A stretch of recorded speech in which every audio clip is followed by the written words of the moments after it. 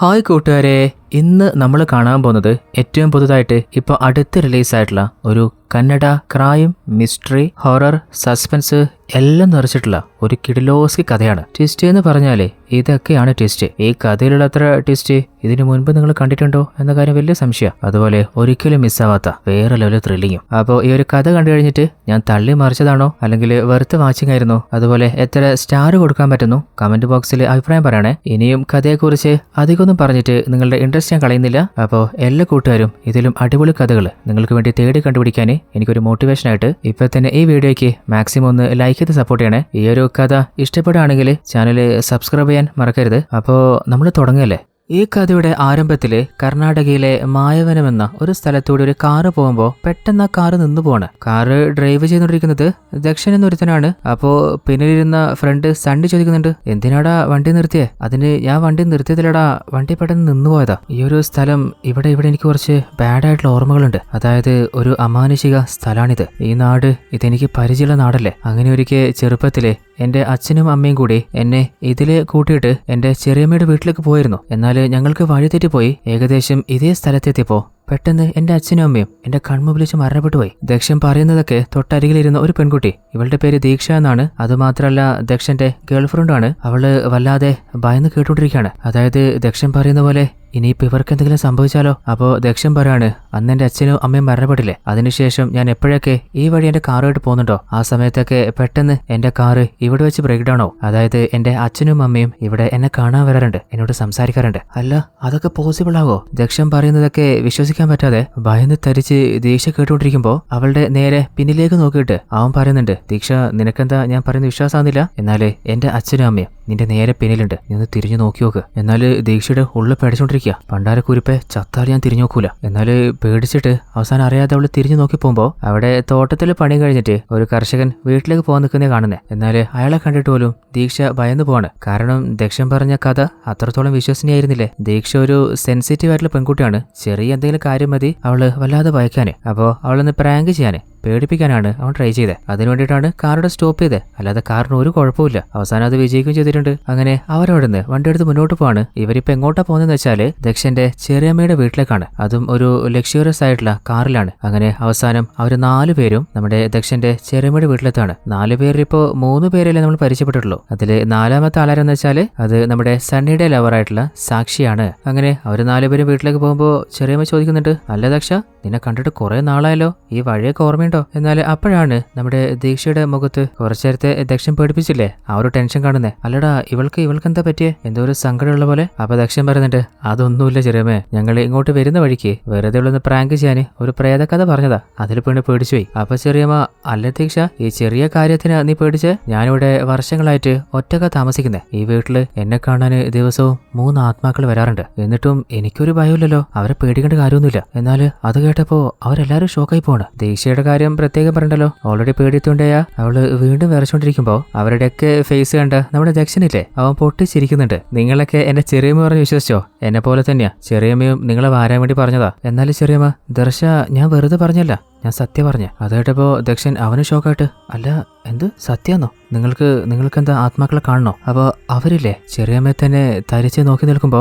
എന്താ ഇപ്പൊ ആത്മാക്കൾ വരുന്ന കരുതിയിട്ടാ? ആരും വരാൻ പോകുന്നില്ല, ഞാൻ വെറുതെ നിങ്ങളൊന്ന് പ്രാങ്കാക്കിയതാ. എന്തായാലും നിങ്ങൾ വന്നതല്ലേ, ഒന്ന് ഫ്രഷ് ആവ്, ഞാൻ നിങ്ങൾക്ക് കഴിക്കാൻ എന്തെങ്കിലും ഉണ്ടാക്കാം. അങ്ങനെ അവര് ഫ്രഷ് ആവാൻ പോവാണ്. അതുപോലെ നമ്മുടെ ചെറിയമ്മക്ക് ദക്ഷനും ദീക്ഷയും കുറച്ച് നാളായിട്ട് പ്രണയത്തിലാന്നുള്ള കാര്യമൊക്കെ മനസ്സിലായിട്ടുണ്ട്. എന്നിട്ട് അവളോട് അവനൊരു പാവ, ചെറുപ്പത്തില് പെട്ടെന്ന് പ്രതീക്ഷിക്കാതെ അവന്റെ അച്ഛനും അമ്മയും മരണപ്പെട്ടു പോയിരുന്നു. അതിനുശേഷം അവന്റെ എല്ലാ കാര്യങ്ങളും ഞാൻ തന്നെ നോക്കിയിരുന്നേ. ഇനിയിപ്പോ അവന്റെ കാര്യം നോക്കാൻ നീണ്ടല്ലോ. അതും പറഞ്ഞ് ചെറിയമ്മയില്ലേ അവരുള്ളിലേക്ക് പോവാണ്. അവര് ഉള്ളിലേക്ക് പോയി കുറച്ചു കഴിഞ്ഞപ്പോ 3 പ്രേതാത്മാക്കളെ ദീക്ഷയുടെ അരികിലായിട്ട് വന്നു നിന്നതായിട്ട് കാണുകയാണ്. ആ കാഴ്ച കണ്ടിട്ട് അവള് വല്ലാതെ ഭയന്ന് വിറച്ചിട്ട് അലറി വിളിക്കുകയാണ്. ആ സൗണ്ട് കേട്ട നമ്മുടെ ദക്ഷനില്ലേ ഓടിയൊന്ന് ചോദിക്കുന്നുണ്ട്, എന്താ പറ്റിയേ? അത് ഞാനൊരു 3 ആത്മാക്കളെ കണ്ടിട്ടുണ്ടായിരുന്നു, അവരിവിടെ അടുത്തുണ്ട്. അപ്പൊ അവൻ പറയുന്നുണ്ട്, നിനക്ക് തോന്നിയതായിരിക്കും, ചെറിയമ്മ പറഞ്ഞത് അങ്ങനെ മനസ്സിലിട്ടിട്ടാ, നീ എന്തായാലും ഉള്ളിലേക്ക് വാ. എന്നാൽ ഉള്ളിൽ വന്നിട്ടും ദീക്ഷ അവളുടെ പേടി പോകുന്നില്ല. എനിക്കെന്തോ ഈ സ്ഥലം ശരിയാന്ന് തോന്നില്ല. ദക്ഷ, നീ പറഞ്ഞ പോലെ 2 ദിവസം നിൽക്കാനില്ല, നമുക്കിപ്പോ തന്നെ പോയി കളയാം. അങ്ങനെ ചെറിയമ്മയോട് പെട്ടെന്ന് പോണെന്നും പറഞ്ഞിട്ട് അവര് 4 പേരും അവിടെ നിന്ന് തിരിച്ചു പോകാൻ ഒരുങ്ങാണ്. അപ്പോ ചെറിയമ്മ പറയുന്നുണ്ട്, നിങ്ങളെ വന്ന വഴി അതിലെ വരണ്ട, കാരണം ആ വഴി അത്ര നല്ലതല്ല. ദക്ഷ, നിനക്കൊരു ഷോർട്ട് വഴി അറിയില്ലേ, അതിലെ പോയാൽ മതി, വേഗത്തും ചെയ്യാലോ. അപ്പോ ദക്ഷനും ആയിക്കോട്ടെ. എന്നാല് അവര് ചെറിയമ്മയോട് പറഞ്ഞ പോലെ ആ ഒരു ഷോർട്ട് വഴിയിലൂടെയല്ല, അവർ വന്ന വഴി കൂടി തന്നെയാണ് ഡ്രൈവ് ചെയ്ത് പോകുന്നത്. ഇങ്ങോട്ട് വരുമ്പോൾ ദക്ഷനാണ് ഡ്രൈവ് ചെയ്തതെങ്കിൽ അങ്ങോട്ട് സണ്ണിയാണ് ഡ്രൈവ് ചെയ്യുന്നത്. അങ്ങനെ കുറച്ച് ദൂരം എത്തിയപ്പോൾ ഒരാള് തനിക്ക് കണ്ണ് കാണാൻ പറ്റില്ല, ഒന്ന് ലിഫ്റ്റ് തരുമെന്ന് ചോദിക്കുകയാണ്. കണ്ണ് കാണാൻ പറ്റാത്ത ആളല്ലേ, പിന്നെന്താ. അങ്ങനെ അയാൾക്ക് ലിഫ്റ്റ് കൊടുത്ത് അവര് പതിയെ കാറ് മുമ്പോട്ട് എടുത്തപ്പോ അവൻ പറയുന്നുണ്ട് എന്റെ കണ്ണിന് ഒരു കുഴപ്പമില്ല. അപ്പൊ ദീക്ഷ ചോദിക്കുന്നുണ്ട് പിന്നെ നിങ്ങൾ എന്തിനാ നുണ പറഞ്ഞേ? അത് ഞാൻ കുറെ നേരമായിട്ട് വണ്ടിക്ക് ലിഫ്റ്റ് വയ്ക്കുക, എന്നാൽ ആരും തരുന്നില്ല, അപ്പൊ അതുകൊണ്ട് ഞാൻ ഒരു ടെക്നിക്ക് പ്രയോഗിച്ചതാ. അപ്പൊ അവനില്ലേ ദീക്ഷയെ ഒരു വൾഗറായിട്ട് നോക്കിയിട്ട് നിങ്ങൾ 4 പേരും എങ്ങോട്ട് പോയിട്ട് വരിക, എൻജോയ്മെന്റിന് പോയതാലേ. എന്നാല് അവന്റെ സംസാരം ദക്ഷനെ തീരെ ഇഷ്ടപ്പെടുന്നില്ല. താൻ മിണ്ടാതിരിക്കുന്നോ അല്ലെങ്കിൽ ചവിട്ടി പുറത്താക്കണോ? ഓ നമ്മളിപ്പോ സത്യം പറഞ്ഞാലേ ഇങ്ങേർക്കാൻ കൊള്ളാണല്ലോ. അപ്പൊ സണ്ണോട് വണ്ടി നിർത്താൻ പറഞ്ഞിട്ട് അവനെ പഞ്ഞിക്കിടാൻ നോക്കുമ്പോ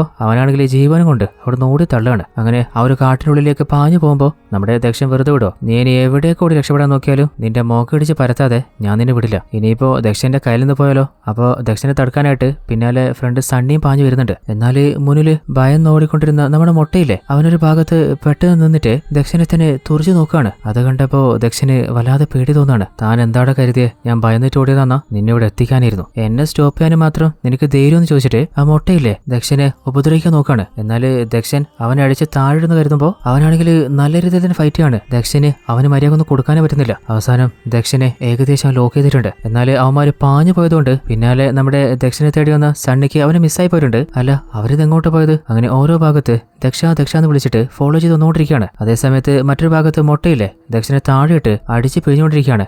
അതേസമയത്ത് സണ്ണി ഇവിടെ എത്തിയിട്ടുണ്ട്. ഡാ കോപ്പെ, ലിഫ്റ്റ് ചോദിച്ച് ഹെൽപ്പ് ചെയ്തതിന് എന്റെ ഫ്രണ്ടിന് മേലെ കൈവെക്കുന്നു. അങ്ങനെ സണ്ണിയില്ലേ അവനെ എടുത്ത് പഞ്ചറാക്കുന്നുണ്ട്. അങ്ങനെ ദൂരത്തേക്ക് വലിച്ചെറിഞ്ഞിട്ട് എന്റെ ഫ്രണ്ടിന്റെ ശരീരത്തിൽ ആര് കൈവച്ചാലും അവരോരുത്തിനെയും ഞാൻ വെറുതെ വിടില്ല. അങ്ങനെ അവന്റെ മുഖയില്ലേ ഇടിച്ച് ചമ്മന്തിയാക്കുന്നുണ്ട്. അവസാനം അവൻ എഴുന്നേക്കാൻ പറ്റാതെ രക്തവും ഛർദ്ദിച്ച് കിടക്കുന്നുണ്ട്. അങ്ങനെ ദക്ഷിണെ കൂട്ടി നമ്മുടെ സണ്ണി നേരെ തിരിച്ച് കാറിലേക്ക് പോകണം. അങ്ങനെ വണ്ടി എടുത്തിട്ട് മുന്നോട്ട് പോകുമ്പോൾ കുറച്ച് ദൂരെ, അതായത് നമ്മുടെ ദക്ഷൻ വണ്ടി നിർത്തിയില്ലേ അതേ സ്ഥലത്ത് കാർ സ്റ്റോപ്പ് ആവാണ്. അപ്പോൾ ഡ്രൈവ് ചെയ്യുന്ന സണ്ണിയല്ലേ. അപ്പോൾ ദക്ഷിന് മനസ്സിലായിട്ടുണ്ട് നേരത്തെ ദക്ഷൻ അവനെ ഭയപ്പെടുത്താന് ഇതേ സ്ഥലത്ത് വണ്ടി ഒന്ന് സ്റ്റോപ്പ് ചെയ്തില്ലേ. എന്താ ഞാൻ നേരത്തെ നിന്നെ പറ്റിച്ച പോലെ ഇപ്പൊ പറ്റിക്കാനാ? അപ്പൊ സണ്ണി അല്ലടാ ഞാൻ കളിക്കല്ല, ഞാൻ വേണമെന്ന് വെച്ച് നിർത്തിയതല്ല, വണ്ടി സ്വന്തം സ്റ്റോപ്പായതാ. ഒരു കുഴപ്പമില്ലാതിരുന്ന വണ്ടി എങ്ങനെ പെട്ടെന്ന് സ്റ്റോപ്പായിന്ന്? അല്ല ഇനിയിപ്പോ എങ്ങനെ വണ്ടി സ്റ്റാർട്ട് ചെയ്യാ? ആരെങ്കിലും കിട്ടുമോ നോക്കാം. ഇതില് വണ്ടിയിൽ ആരെങ്കിലും പാസ് ചെയ്തു പോകും. അതുവരെ നമുക്ക് ഈ ഏരിയയൊക്കെ ഒന്ന് എക്സ്പ്ലോർ ചെയ്താലോ? എന്നാല് ദീക്ഷക്ക് വല്ലാതെ പേടിയല്ലേ. അവള് പറയുന്നുണ്ട് ഞാൻ എങ്ങോട്ടുമില്ല. അപ്പൊ ദക്ഷൻ എന്നൊരു കാര്യം ചെയ്യ്, നീ കാറിൽ തന്നെ ഇരുന്നോ. എന്ത് കാറിൽ ഒറ്റയ്ക്ക് ഇരിക്കാനോ? ഇല്ല അത് പറ്റില്ല, ഞാൻ നിങ്ങളോട് തന്നെ വന്നോളാം. എന്നാ പിന്നെ നമുക്കൊന്നിച്ച് പോയിക്കളയാം. അങ്ങനെ കാറോട് നിർത്തിയിട്ട് അവര് പതിയെ കാട്ടിലേക്ക് പോവാണ്. അങ്ങനെ പോയിക്കൊണ്ടിരിക്കുമ്പോൾ ദക്ഷൻ ചോദിക്കുന്നുണ്ട് അല്ല ദീക്ഷ നിനക്കിപ്പോ എത്ര വയസ്സായി? 26 വയസ്സായില്ലേ, എന്നിട്ടും ഇപ്പോഴും ചെറിയ കുട്ടികളെ പോലെ പേടിക്കുക? എന്നാൽ അവള് പറയുന്നുണ്ട് എനിക്ക് 26 വയസ്സൊന്നുമല്ല, നീ എന്റെ ഡോക്യുമെന്റ് കണ്ടിട്ടല്ലേ അതില് 1994 കൊടുത്തതാ. എന്നാൽ ശരിക്കും ഞാൻ ജനിച്ചത് 1992. ആഹാ അടിപൊളി, അപ്പൊ 28 വയസ്സായി എന്നിട്ടാ പേടിച്ചോണ്ടിരിക്കുന്നത്? ഞാൻ കൂടെയില്ലേ, ധൈര്യമായിട്ട് വാ. അങ്ങനെ 4 പേരും കൂടി ആ ഒരു കാടിന്റെ ഉള്ളിൽ കൂടി പോയിട്ട് നല്ല സുന്ദരമായ ഒരു സ്ഥലത്തിരിക്കുകയാണ്. എന്നിട്ട് സണ്ണിയോട് സണ്ണി നീ പാട്ട് പാടില്ലേ, ഒരു 2 പേര് പാടുന്നു. അങ്ങനെ സണ്ണി 2 പേര് പാട്ടും പാടി ആ ഒരു വൈബ് അവർ എൻജോയ് ചെയ്യാണ്. ആ ഒരു പാട്ടിന്റെ ഇടയിൽ നമ്മുടെ ദീക്ഷയ്ക്കില്ലേ അവളുടെ ബർത്ത്ഡേക്ക് ദക്ഷൻ 2 മൊയലിന്റെ പാവ വാങ്ങി കൊടുത്തിട്ടുണ്ടായിരുന്നു. ആ ഒരു വിഷ്വൽസ് ഒക്കെ ആ പാട്ടിന്റെ ഇടയിൽ നമ്മൾ കാണുന്നുണ്ട്. അങ്ങനെ പാട്ടൊക്കെ കഴിഞ്ഞപ്പോ ഇനി നമ്മൾ പോവല്ലേ. അങ്ങനെ 4 പേരും കൂടി വീണ്ടും മുന്നോട്ട് പോവാണ്. അപ്പോഴാണ് കുറച്ച് ദൂരെ എന്തോന്ന് കണ്ടിട്ട് ദക്ഷൻ നിൽക്കാണ്. എന്നാല് 3 പേരും മുന്നോട്ട് പോയിക്കൊണ്ടിരിക്കുകയല്ലേ. പെട്ടെന്ന് ദക്ഷനെ കാണാതായപ്പോ അല്ല ദക്ഷ നീ എന്താ അവിടെ നിൽക്കുന്നേ? അപ്പൊ അവൻ പറയുന്നുണ്ട് അല്ല ടെക്സസ് ഇൻ ചെയിൻസോ എന്ന് പറഞ്ഞിട്ടുള്ള ഒരു ഹോളിവുഡ് മൂവി കണ്ടിട്ടുണ്ടോ? അതില് ഒരു ചെയിൻസ് വെച്ച് ഒരു സൈക്കോ പലരെയും കൊലപ്പെടുന്നില്ലേ, അതുപോലെ ഞാനും നിങ്ങൾ ഓരോരുത്തരും കൊല്ലാൻ പോണ്. അതും പറഞ്ഞ് ആ ഒരു ചെയിൻസ് കൊടുത്തിട്ട് അവരുടെ നേരേക്ക് വരികയാണ്. എന്നാല് ദക്ഷൻ ആളുകളെ പ്രാങ്ക് ആക്കുമല്ലോ, അപ്പോ കളിപ്പിക്കാൻ ചെയ്യാണെന്ന് നമ്മുടെ സണ്ണിക്ക് മനസ്സിലായിട്ടുണ്ട്. ദക്ഷ നീ വെറുതെ കളിക്കല്ലേ, നീ സാധനം താഴെ വെക്ക്, എങ്ങാനും അബദ്ധവശാലെ തട്ടിക്കഴിഞ്ഞാല് വലിയ അപകടമാവുക. അങ്ങനെ ദക്ഷന്റെ കയ്യിൽ നിന്ന് അതും പിടിച്ചു വാങ്ങിയിട്ട് ദൂരേക്ക് വലിച്ചെറിയാണ്. അവരോരോരുത്തർക്കും സംശയമുണ്ട് അല്ല ഈ കാട്ടിലിപ്പോ ആരായിരിക്കും ഇങ്ങനൊരു ചെയിൻസോ കൂടെ നിട്ടിട്ട് പോയിട്ടുണ്ടാവുക, ഇനിയിപ്പോ ആരെങ്കിലും ആവട്ടെ. അതും പറഞ്ഞിട്ട് അവര് തിരിച്ച് കാറുള്ള സ്ഥലത്തേക്ക് വരികയാണ്. അപ്പോഴാണ് കാറിന്റെ ഉള്ളിലുണ്ടായിരുന്ന അവരുടെ ഐറ്റംസ് മുഴുവനായിട്ട് ആരോ പുറത്തേക്ക് വലിച്ചെറിഞ്ഞാല് കാണുന്നേ. അല്ല നമ്മള് കാറ് ലോക്ക് ചെയ്തിട്ട് പോയതല്ലേ, ഇതൊക്കെ ഇപ്പൊ ആരാ ചെയ്തേ? അപ്പോഴാണ് അവരൊരു ശബ്ദം കേൾക്കുന്നേ, അതും കാറിന്റെ ഡിക്കിയിൽ നിന്ന്. അതിന്റെ ഉള്ളിൽ നിന്ന് ആരോ തട്ടുന്ന പോലെ ഉണ്ട്. അല്ല ഇതിപ്പോ ആരായിരിക്കും? അവര് പതിയെ തുറന്നു നോക്കുമ്പോ അതിന്റെ ഉള്ളില് ഏതോ ഒരു അജ്ഞാതനില്ലേ ശരീരം മുഴുവനായിട്ട് മുറിവായിട്ട് മരണപ്പെട്ട് കിടക്കാണ്. ആ മുറിവുകൾ കാണുമ്പോ അറിയാം ആ ഒരു ചെയിൻസോ ഇല്ലേ അത് വെച്ചിട്ടാണ് ആരോ ഇയാളെ കൊലപ്പെടുത്തിയത്. അവര് 4 പേരും വല്ലാതെ ഭയന്ന് വിറച്ചു പോകുന്നുണ്ട്. അല്ല ഇയാളുടെ ബോഡി ഇപ്പോ നമ്മുടെ കാറിലല്ലേ, ഈ ബോഡി ഡിസ്പോസ് ചെയ്ത് കാറെടുത്ത് പോകാനും പറ്റില്ല, കാരണം ആ ചെയിൻസോ മെഷീനില് ദക്ഷ നിന്റെയും എന്റെയും കൈരേഖയില്ലേ അതവിടെ വിട്ടുകഴിഞ്ഞാല് ഉറപ്പായിട്ട് പണിയാവും. അങ്ങനെ അവരില്ലേ ആ ഒരു ചെയിൻസോ എടുക്കാനായിട്ട് അത് വലിച്ചെറിഞ്ഞ ആ ഭാഗത്തേക്ക് കാട്ടിനുള്ളിലേക്ക് പോവാണ്. അങ്ങനെ ചെയിൻസോ എടുത്ത് അത് കാറിന്റെ ഉള്ളിലേക്ക് കൊണ്ടുവരികയാണ്. ആ ഒരു ഡിക്കിയിലുള്ളത് ആരാണ്, ഇങ്ങനെ ആരാ കൊലപ്പെടുത്തിയത് എന്നൊന്നും അറിയില്ലല്ലോ. ആ ഒരു ബോഡി ബോഡി എടുത്ത് പോയ പണിയാവില്ലേ. അപ്പോൾ ആ ബോഡി റോഡിന്റെ നടുവിൽ വെച്ചിട്ട് അവര് വണ്ടി ഒന്ന് സ്റ്റാർട്ട് ചെയ്ത് നോക്കാണ്. എന്നാൽ കംപ്ലൈന്റ് ആയിപ്പോയാ അവരുടെ വണ്ടിയിൽ സ്റ്റാർട്ട് ആവാണ്. ഇനിയിപ്പോ എന്ത് നോക്കാനാ, ജീവനും കൊണ്ട് അവിടെ നിന്ന് വേഗം രക്ഷപ്പെടാണ്. എന്നാൽ ആ കാഴ്ച കണ്ടിട്ട് നമ്മുടെ പേടിത്തൂണ്ടിയ ദീക്ഷയില്ലേ, അവള് വല്ലാതെ ഭയന്ന് വിറച്ചിരിക്കുന്ന കണ്ടപ്പോ ദക്ഷൻ, അല്ല ദീക്ഷ, നീ എന്തിനാ പേടിക്കുന്നേ, പ്രശ്നങ്ങളൊക്കെ തീർന്നില്ലേ? അങ്ങനെ അവര് പോയിക്കൊണ്ടിരിക്കുമ്പോ പെട്ടെന്ന് സണ്ണിയുടെ ഫോണിലേക്ക് ഒരു കോള് വരികയാണ്. നോക്കുമ്പോ അത് ദക്ഷന്റെ ഫോണെന്നാ. നീ എന്തിനാണ് എന്നെ വിളിക്കുന്നേ? ചിലപ്പോ അറിയാതെ ഞെങ്ങിയതായിരിക്കും, നീ ഫോണ് കട്ടേ. അപ്പോ ദക്ഷൻ അവന്റെ ഫോണ് തപ്പി നോക്കുമ്പോ ഫോണ് പോക്കറ്റിൽ എവിടെയും കാണുന്നില്ല. അപ്പൊ അവൻ, അളിയ, എന്റെ ഫോണ് മിസ്സായത് നമ്മളാ ചെയിൻസോ മിഷൻ രണ്ടാമത് എടുക്കാൻ പോയില്ലേ, അതേ സ്ഥലത്ത് വെച്ചാൻ തോന്നുന്നുണ്ട്. അപ്പോ എന്റെ ഫോൺ ഇറങ്ങിയിട്ടുണ്ടെങ്കിൽ അത് ആർക്കോ കിട്ടിയിട്ടുണ്ട്. അതാരായിരിക്കും? എന്തായാലും ഫോൺ അറ്റൻഡ് ചെയ്ത് നോക്കുക തന്നെ. അങ്ങനെ ആരാന്ന് ചോദിക്കുമ്പോ മറുഭാഗത്ത് നിന്ന് ആരും ഒന്നും സംസാരിക്കുന്നില്ല. അവർക്ക് വല്ലാതെ ഭയാകുന്നുണ്ട്. ഇനിയിപ്പോ എന്ത് സംഭവിച്ചാലും ആ ഒരു ഫോണ് ആരുടെ കയ്യിൽ കിട്ടിയത്, ഒന്നുകിൽ അവനെ കണ്ടുപിടിക്കുക, ആ ഒരു ഫോണ് അത് വിട്ടുകൊടുക്കാൻ പാടില്ല. ചിലപ്പോ അത് മതിയാവും നമ്മൾ പിടിക്കപ്പെടാനും നേരത്തെ ആരോ കൊല്ലപ്പെട്ടില്ലേ അതിൽ പെട്ടുപോകാനും. അങ്ങനെ അവര് തിരിച്ചു നോക്കുമ്പോ കുറച്ചു നേരത്തെ ഒരു അജ്ഞാതന്റെ ബോഡി ഒരു ണ്ടായിരുന്നില്ലേ, അയാളുടെ ബോഡി ഇപ്പൊ അവിടെ കാണാനില്ല. അല്ല, ബോഡി അതിപ്പോ എവിടെ പോയെ? അതെന്തെങ്കിലും ആവട്ടെ, തൽക്കാലം ആ ഫോൺ എവിടെ നോക്കാം. അങ്ങനെ അവര് വിളിച്ചു നോക്കുമ്പോ ഒരു ഭാഗത്ത് ആ ഫോൺ റിങ് ചെയ്ത് കാണുന്നുണ്ട്. ഫോൺ കണ്ടപ്പോ തന്നെ ദർശനില്ലേ, അത് കുറച്ച് മുള്ളിന്റെ ഉള്ളിലായിട്ടാണ്. അപ്പൊ അത് എടുക്കാൻ നോക്കാണ്. എന്നാൽ ഫോൺ എടുക്കാൻ നോക്കിയിട്ട് അത് വലിച്ചിട്ടൊന്നും വരുന്നില്ല. അപ്പൊ കുറച്ച് ശക്തി കൊടുത്ത് ഇങ്ങ് പിടിച്ചു വലിക്കുമ്പോ പെട്ടെന്ന് അവന്റെ കയ്യിലെ ഏതോ ഒരു മനുഷ്യന്റെ കൈ കാണാണ്. ആ കാഴ്ച കണ്ടപ്പോ എല്ലാരും ഭയന്ന് അലറി വിളിക്കുന്നുണ്ട്. അവരെ കൈയും താഴെയിട്ടിട്ട് അവിടെ നോടി തള്ളുന്നുണ്ട്. ഇനി ഒരു സെക്കൻഡ് ഇവിടെ നിൽക്കാൻ പാടില്ല. ആ ഒരു കൈ നമ്മൾ കണ്ടില്ലേ, അത് കുറച്ചു നേരത്തെ മരണപ്പെട്ട അയാളുടെ കൈ പോലില്ലേ. അങ്ങനെ വേഗം തന്നെ അവര് കാറും എടുത്തിട്ട് ആ ഒരു മായാവനമെന്ന ഏരിയയിൽ നിന്ന് രക്ഷപ്പെട്ടു പോവാണ്. അങ്ങനെ ഈ ഒരു സംഭവങ്ങളൊക്കെ നടന്നിട്ട്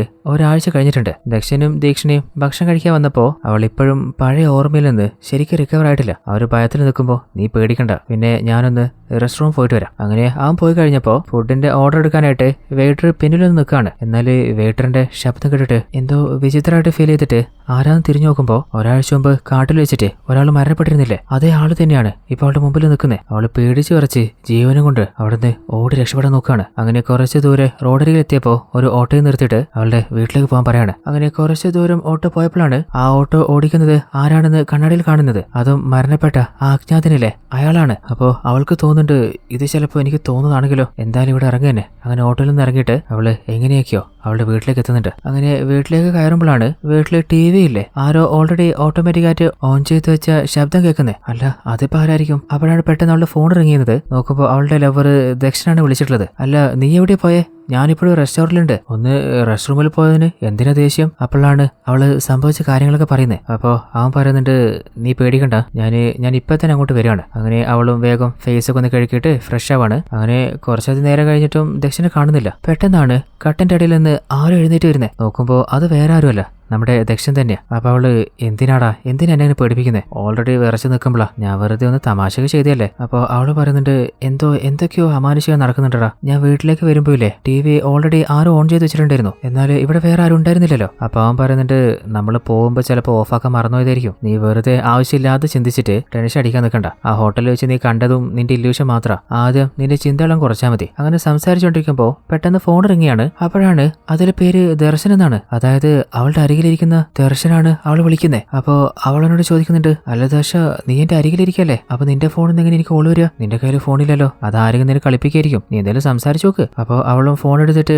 ആരാന്ന് ചോദിക്കുമ്പോ മറുഭാഗത്തുനിന്ന് ദർശനില്ലേ, അവൻ പറയുന്നുണ്ട്, ഞാൻ റെസ്റ്റ് റൂമിൽ പോയിട്ട് ഇപ്പഴാ വന്നേ. അല്ല, നീ ഇതെവിടെ പോയേ? അപ്പൊ ദീക്ഷ പറയുന്നിട്ട്, അല്ല, ദർശൻ ഇപ്പൊ ഹോട്ടലുണ്ടെങ്കിൽ ഇവിടെ പാരാ? കുറച്ച് മുമ്പ് വരെ ദർശനായിട്ട് മുമ്പിലുണ്ടായിരുന്നില്ലേ? അയാളുടെ മുഖം മാറിയിട്ട് ആ കൊല്ലപ്പെട്ട അജ്ഞാതന്റെ ഫേസ് ആവാണ്. അല്ല, നീ എന്താ കരുതിയേ എന്റെ അടുത്ത് രക്ഷപ്പെടാന്നോ? പെട്ടെന്ന് അയാളുടെ കയ്യിലെ ആ ഒരു ചെയിൻസോ മിഷൻ വരികയാണ്. അത് വെച്ചിട്ട് അവളെ കൊല്ലാൻ നോക്കുമ്പോ അവള് ഭയന്ന് വിറച്ചേ അവിടെ നിന്ന് ഓടി രക്ഷപ്പെടാൻ നോക്കാണ്. എങ്ങോട്ടാ ഓടണ്ടെന്ന് അറിയുന്നില്ല. അങ്ങനെ വേഗം തന്നെ റെസ്റ്റ് റൂം തുറന്നിട്ട് അത് ലോക്കിയാണ്. എന്നാൽ ആ ഒരു കൊലയാളിയില്ലേ, അവൻ പുറത്തുനിന്ന് അത് തകർക്കാൻ നോക്കുന്നുണ്ട്. ശരിക്കും പണി പാളിന്ന് കരുതുമ്പോ പെട്ടെന്ന് പുറത്തുനിന്ന് ഒരു ശബ്ദവും കേൾക്കുന്നില്ല. അപ്പോഴാണ് വീണ്ടും ഫോൺ റിങ്ങാവുന്നത്. അതായത് ദക്ഷനാണ്. അല്ല, നീ എന്താ പെട്ടെന്ന് ഫോൺ കട്ട് ചെയ്തേ? അപ്പോ അവള് സംഭവിച്ച കാര്യമൊക്കെ പറഞ്ഞിട്ട്, ഇപ്പൊ ഞാൻ കണ്ടതൊക്കെ എന്റെ തോന്നലാണോ അല്ലെങ്കിൽ ഞാൻ നേരിട്ട് കാണുന്നതാണോ ഒന്നും എനിക്ക് മനസ്സിലാവുന്നില്ല. ദക്ഷ, എനിക്ക് ഒറ്റ കൂടെ നിൽക്കാൻ പറ്റുന്നില്ല, നീ വേഗം വാ. അപ്പൊ അവനും പറയുന്നുണ്ട്, നീ പേടിക്കണ്ട, ഞാനിതാ വേഗം വരാം. അങ്ങനെ കുറച്ച് നേരത്തിനുള്ളിൽ തന്നെ ദക്ഷൻ വീട്ടിലെത്തിയിട്ടുണ്ട്. അങ്ങനെ റെസ്റ്റ് റൂമിന്റെ വാതിൽ തുറക്കാൻ പറയുമ്പോൾ അവൾക്ക് പേടിയാവാണ്. ഇനിയിപ്പോ പുറത്തുള്ളത്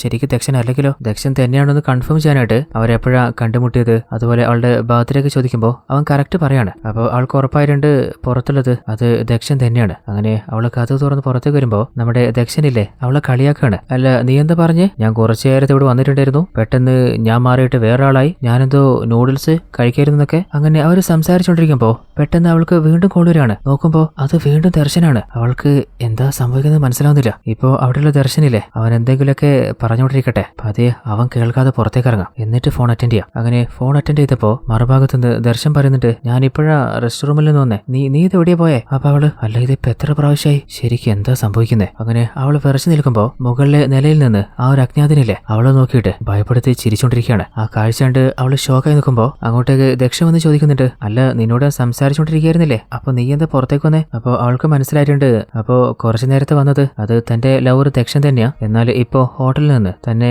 ദക്ഷിണാന്ന് പറഞ്ഞ് വിളിച്ചില്ലേ, അത് ചിലപ്പോ തന്റെ ഇല്യൂഷനോ അല്ലെങ്കിൽ ആ ഒരു അമാനുഷിക കോളായിരിക്കാം. അവൾക്ക് പേടി മാറുന്നില്ല. ആ ഒരു ടെൻഷൻ മാറാനായിട്ട് അവനെ ഹഗ് ചെയ്യാണ്. ഇനിയിപ്പോ ഇവള് പറഞ്ഞതിൽ എന്തെങ്കിലും കാര്യം ഉണ്ടെങ്കിലോ. അങ്ങനെ ദക്ഷനില്ലേ അവൻ ഉടനെ തന്നെ തന്റെ ഫ്രണ്ട് സണ്ണിയെ വിളിച്ചിട്ട് വീട്ടിലേക്ക് വരുത്താണ്. എന്നാൽ അവള് പറയുന്ന കാര്യമൊന്നും കേട്ടിട്ട് നമ്മുടെ സണ്ണിക്ക് വിശ്വസിക്കാൻ പറ്റുന്നില്ല. ഓൾറെഡി ദക്ഷന് വിശ്വാസമില്ല. അപ്പൊ അവർ രണ്ടും പറയുന്നുണ്ട്, ദീക്ഷ നിനക്കിതൊക്കെ തോന്നുന്നതാ, വെറുതെ എപ്പോഴും ഭയന്ന് നീ ഇപ്പോ ഓരോ കാര്യങ്ങളും ഇല്യൂഷനായിട്ട് ചിന്തിച്ച് കൂട്ടാൻ തുടങ്ങി തോന്നുന്നുണ്ടല്ലോ. പിന്നെ ദീക്ഷ നിന്റെ അച്ഛനും അമ്മയും നിന്നെ എന്റെ കൂടെ ആക്കിയിട്ട് പോയത് എന്തുകൊണ്ടാണെന്നറിയോ? നീ ഭയപ്പെടാതെ സമാധാനത്തില് ഇവിടെ സ്റ്റേ ചെയ്യുന്ന കരുതിയിട്ടാ. എന്നാലിപ്പോ നീ ചെറിയ കാര്യങ്ങൾക്ക് പോലും ഇങ്ങനെ പേടിക്കുകയാണെങ്കിൽ ഒരു കാര്യം ചെയ്യ്, കുറച്ചു ദിവസം അച്ഛന്റെയും അമ്മയുടെയും കൂടെ പോയി നിന്ന് നോക്ക്. അപ്പൊ അവളും പറയുന്നുണ്ട്, അത് തന്നെ ഞാൻ ചെയ്യാൻ പോകുന്നത്. ഞാൻ എൻ്റെ പാരൻസിന്റെ അരികിലേക്ക് പോവാ. എന്നാലൊരു കാര്യം ഓർത്തോ, ഉറപ്പായിട്ടും ഞാൻ കണ്ട കാര്യങ്ങൾ എനിക്ക് സംഭവിച്ചൊക്കെ നിങ്ങൾക്കും സംഭവിക്കും, നിങ്ങളും കാണും, അപ്പൊ വിശ്വസിച്ചാൽ മതി. അതും പറഞ്ഞിട്ടേ അവളില്ലേ അവളുടെ പാരൻസിന്റെ അരികിലേക്ക് പോവാണ്. അങ്ങനെ അടുത്ത സീനില് നമ്മുടെ സണ്ണിയില്ലേ അവന്റെ ഗേൾഫ്രണ്ട് സാക്ഷിയോട് ദീക്ഷയുടെ ലൈഫിൽ സംഭവിച്ചത് അവള് കാണുന്ന